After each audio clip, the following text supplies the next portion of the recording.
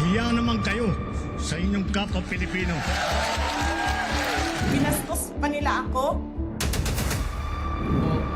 What is the law and what Pakinggan ng proceeds of the illegal drug trade ng Duterte. The law enforcement, the highest law enforcement official being head of PNP. Yeah. Now you're hiding the scoundrel, the fugitive. Wing process ng International Tribunal. Nakalagay din yun dun sa batas. So, ano ang ginagamit na kaligalan ng pagkakahuli o pagkakaaresto ni dating Presidente Duterte?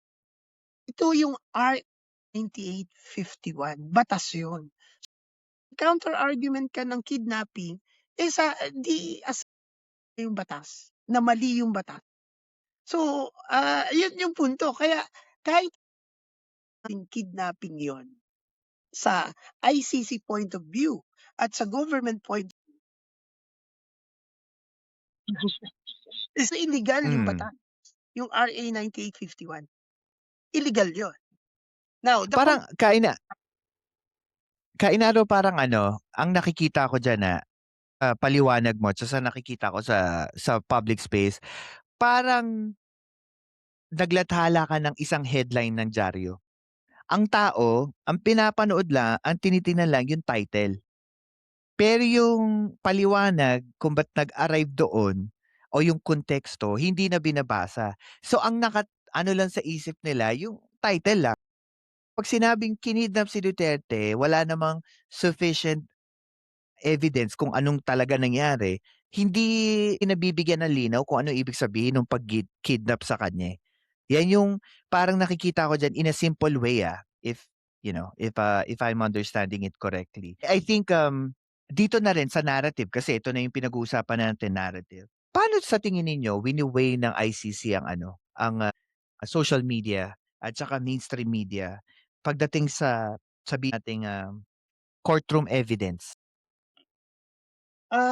Philcas, una, and they must not. Oo.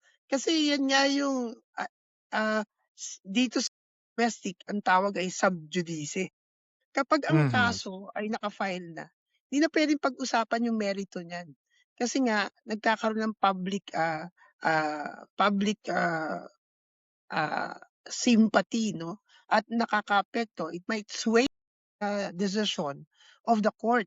So therefore, sa higher level, at ang tingin ko, international court, mas yung inaasahan na hindi na maapektuhan ng social media. Kasi ang general rule, the court decide through the merit and through evidence. Ebidensya ang nagtatakda ng kanilang desisyon. Kaya nga yung iba na nagsasabing bulok ang ICC, ang sinasabi prices,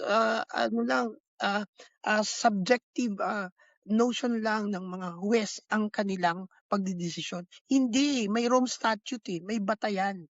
At dinidinig ang